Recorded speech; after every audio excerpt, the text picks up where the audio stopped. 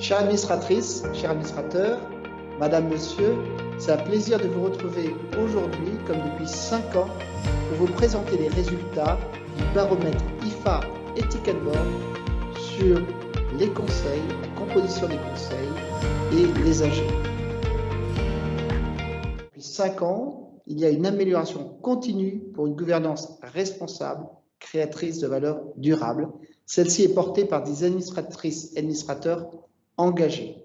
Nous nous réjouissons d'être aux côtés d'Ethic and Board pour contribuer à cette analyse et à ces résultats qui seront riches pour nous toutes et tous.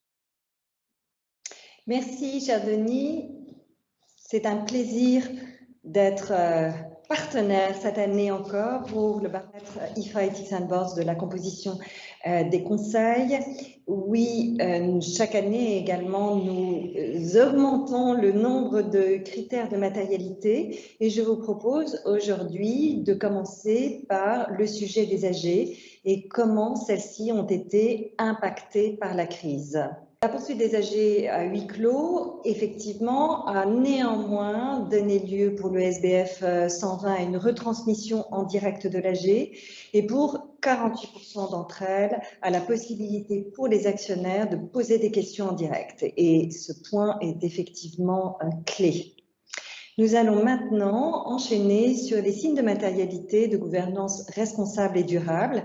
Et je vais commencer par la représentation des salariés renforcée par la loi Pacte.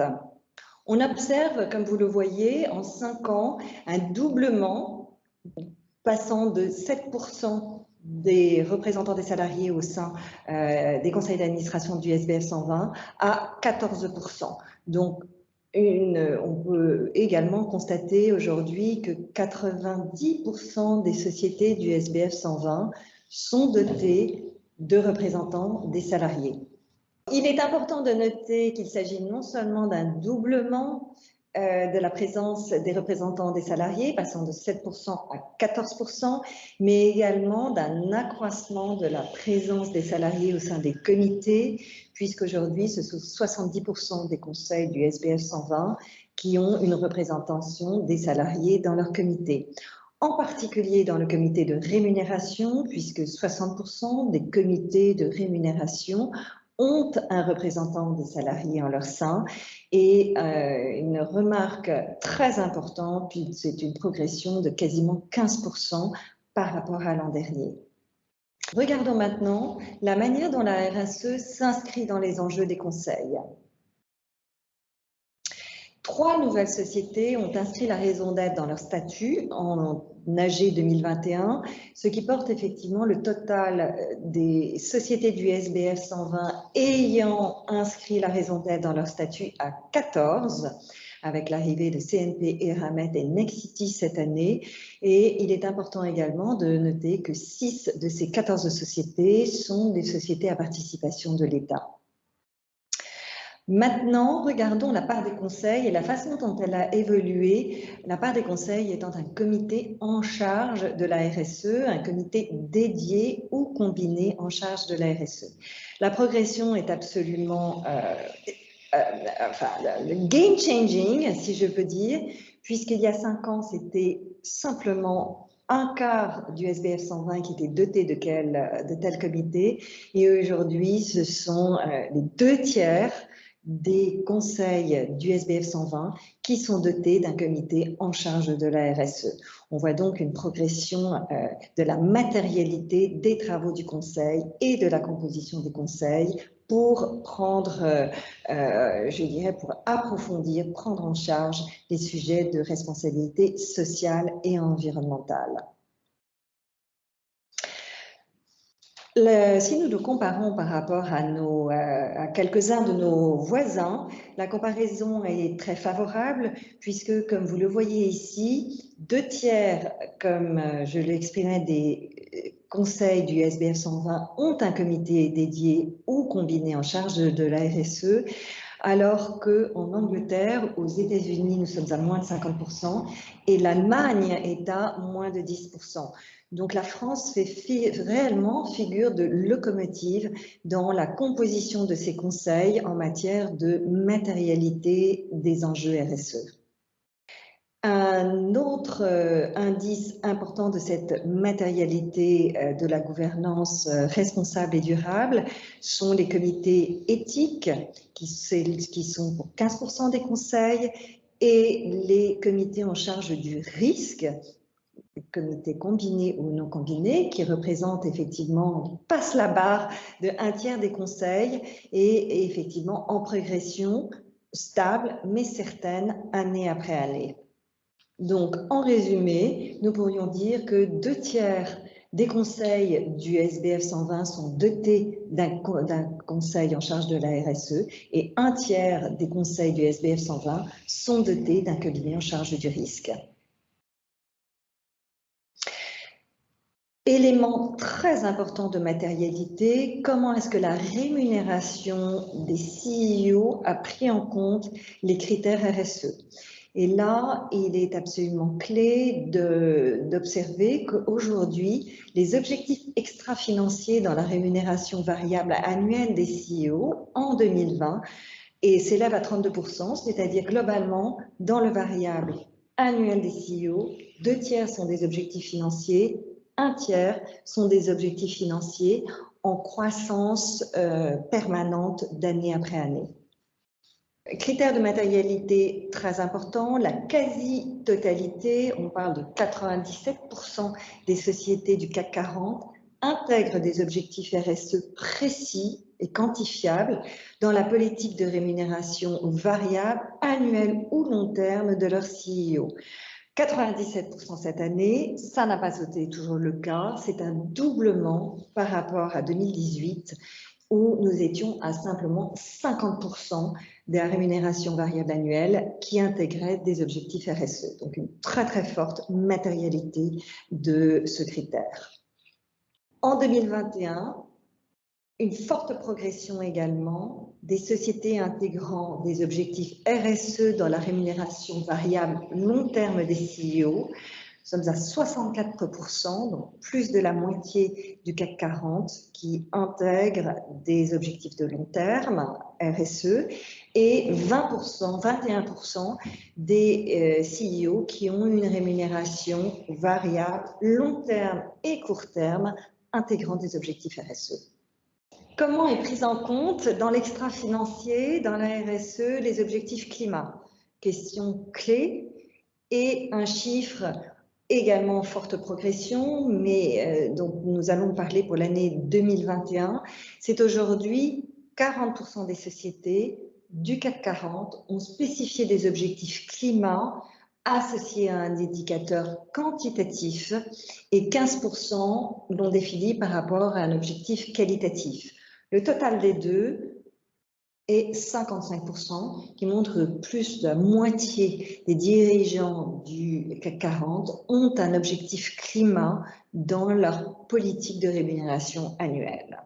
Dans le contexte de la pandémie, les CEO ont renoncé à une partie de leur rémunération en 2020, 19% en total de leur rémunération fixe et variable, 17% de baisse sur leur fixe, et ce qui a effectivement très naturellement engendré une baisse du ratio d'équité de quasiment 20%. Donc une solidarité des CEO dans le contexte de la pandémie que l'on peut observer. Parlons maintenant des tendances sur la composition des conseils. Un taux d'indépendance des conseils qui est stable autour de 60%. Néanmoins, on observe la progression des représentants des salariés, le doublement des représentants des salariés et un taux d'indépendance augmentant de 4 points, ce qui confirme la tendance d'une baisse également de 4 à 5 points des non-indépendants sur la période des 5 dernières années. Les conseils d'administration du SBF 120 sont en fonction dissociée. Nous l'avons déjà mentionné dans les précédents baromètres IFA Ethics and Boards. La tendance se poursuit.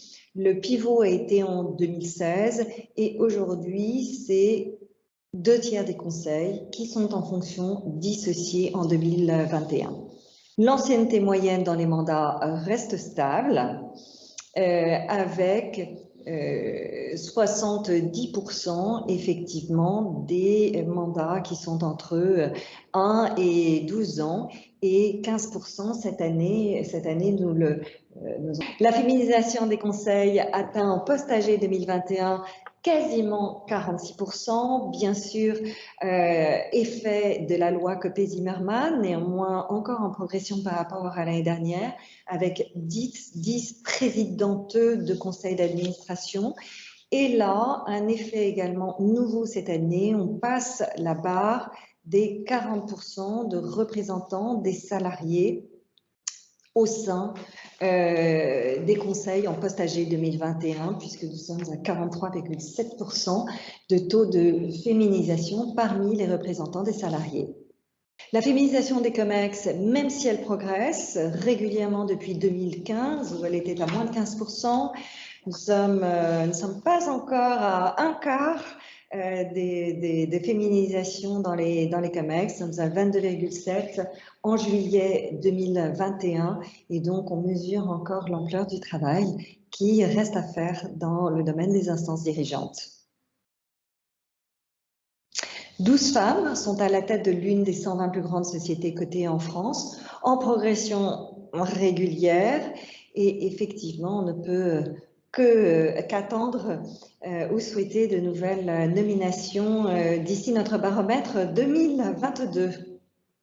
Les conseils du SBF, lorsque l'on se compare par rapport à nos voisins qui ont pour la plupart adopté aussi des lois de quotas, sont 7 points, 8 points, 10 points, 14 points supérieurs, donc plaçant la France définitivement en première place mondiale sur la féminisation des conseils. Les conseils du SBF 120 sont également les plus équilibrés en termes de diversité d'âge. À noter, quasiment 20% d'administratrices et d'administrateurs du SBF 120 ont moins de 50 ans, ce qui nous met là aussi dans une matérialité de diversité tout à fait favorable par rapport en termes de comparaison internationale.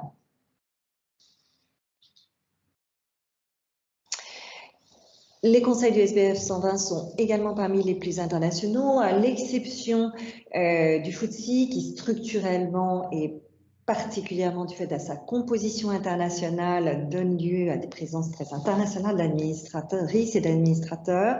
Mais aujourd'hui, il est à noter que quasiment 30% des administratrices et administrateurs du SBF 120 sont extranationaux par rapport à la société, à la nationalité de la société de référence, mais quasiment 20% d'entre elles et d'entre eux sont d'une nationalité européenne.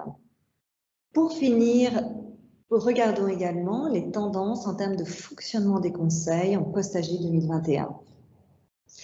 La taille moyenne des conseils reste stable à 12,5 membres. Maintenant, nous allons passer au fonctionnement des conseils pendant cette année de pandémie.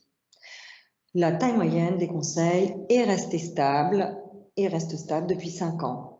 Les conseils ont été très engagés, particulièrement engagés dans l'année qui vient de s'écouler.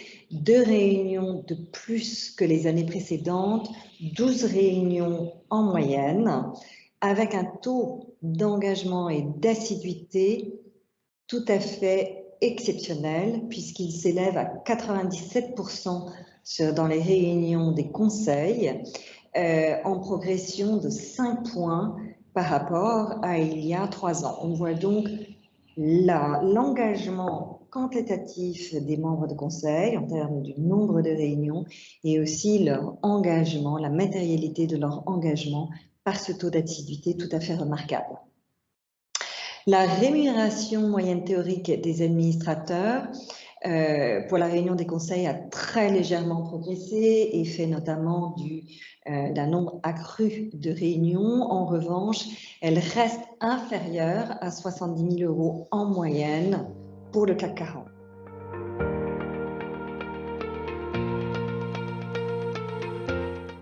Merci Floriane pour ces éléments très pertinents sur l'évolution des conseils et de la gouvernance en France.